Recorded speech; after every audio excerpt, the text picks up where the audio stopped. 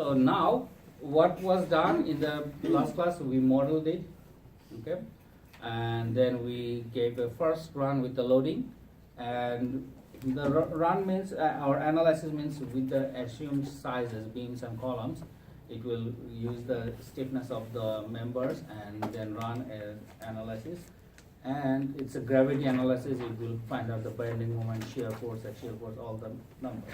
Okay? And I probably showed you how much of the numbers. Then what we will do is we will go to the frame where we will do the lateral analysis.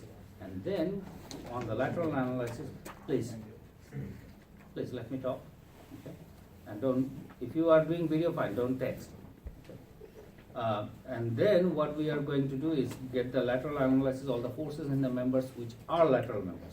Now remember, lateral members also takes gravity load. Okay? Shear walls takes gravity load, moment frame takes gravity load also. That's why we did the gravity analysis first, and then we will go to the lateral analysis, get all the forces. Then we will run the beams and column designs. That means the beams and columns which are lateral members, will design it for gravity and lateral. The beams and columns which are only gravity members, will design it as a gravity load. Okay? And we'll go into the shear walls. Shear walls, we'll just choose one of them quickly, because shear wall takes about a month to design. Okay? We'll just choose one, and I'll show how to do that. And then we'll, if we have time, we'll go quickly to the foundation. Okay? That's our plan in 10 minutes. How'd you get to the gravity analysis again? Go to this one, That one? Okay. and so once you have given all the criterias and assigns everything, beamline especially, process, Okay. analyze. Okay. I'm not going to do that again, it's already done. So now I'm going to go RAM frame. Okay? And for the frame, we need to just use all the default values here, don't need to do anything. For loads, we need to use seismic loads. Okay? And I'm just only going to do seismic here, not the wind. Okay? You probably have already learned the wind from your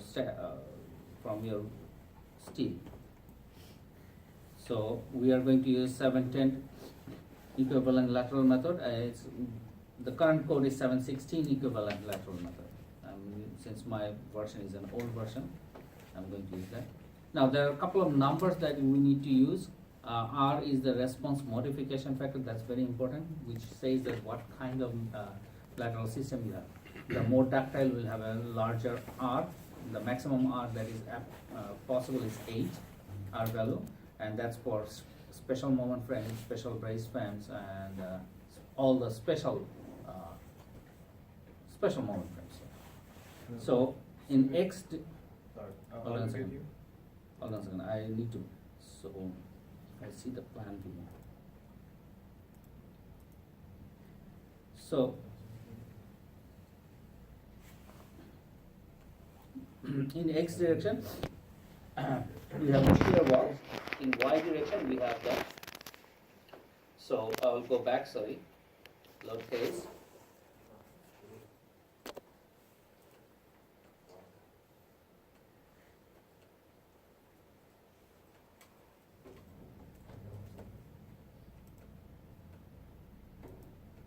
And in X direction is shear wall. Shear wall is about 6.5, special concrete reinforced shear wall.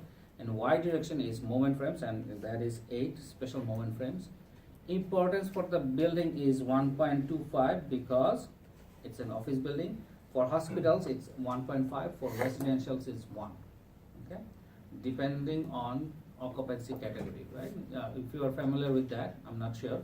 There are 4 categories of buildings. Occupancy category 1, 2, 3, 4. 1 is like storehouse, nobody lives there. 2 is more like residential, I mean like single dwelling or multiple dwelling. 3 is for office buildings or something else that has more people staying there. 4 is the maximum, which is the hospitals, fire station, and K-12, all the school buildings. Okay, so for that we need 1.5. Site class, soil site class, if there is no classification or nothing is defined, in your geotech report, or if you don't have a geotech report, use D, that's code specified. It's not like I'm just saying. It's code specified, use stiff clay as D. SS 2.186, actually this number is given in your handout. Okay. In the question, remember in the question it should be given 2.186. That's the number for coming from USGS. It's a seismic parameter. It's basically acceleration, and that is based on Northridge latest numbers. 696, and occupancy category is 3, and the rest is same. Only thing is you need to be careful on that. Consider orthogonal effects. Orthogonal effects means if you have a moment frame and another moment frame coming into orthogonal directions at a single column or single. If you have like a shear wall and a moment frame in 2 directions but coming on a 1 point, then it's called orthogonal condition.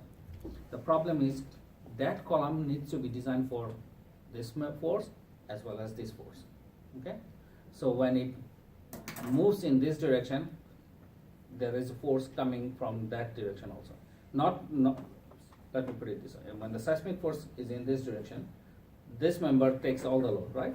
Plus the whole building tries to move. That means it's connected to that frame. That frame tries to move like that, and that gives a bumping force here. So usually what we do, or the code says that you have to take 100 plus 30. That means 30% force from the other direction.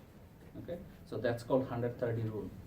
Okay, and we don't want that as much as possible. We will avoid it because we don't want an additional 30% force.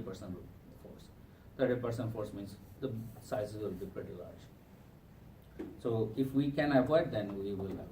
So there is no orthogonal force conditions, and at least in this building. So I'm going to say okay. So these are 4 cases generated. Okay, x plus y. Y means you know that seismic force. When the force acts at the center of mass, always the code says add another 5% eccentricity. So don't apply the force at the center of mass. 5% eccentricity. Apply it as a 5% eccentricity so that it generates some additional torsion that will be a little bit conservative for us. Okay. So 5% means 5% of the total length of the site. Okay. So we'll say okay, and I'm not going to run the wind analysis since it's concrete, it's more like. Then I'm going to use the analyze. Select all, quickly do that.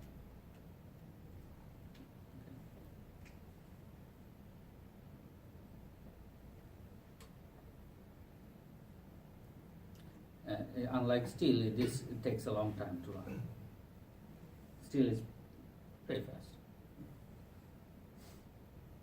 Okay. Okay, done. That's why I chose a small building. Okay. And I want to see a couple of things.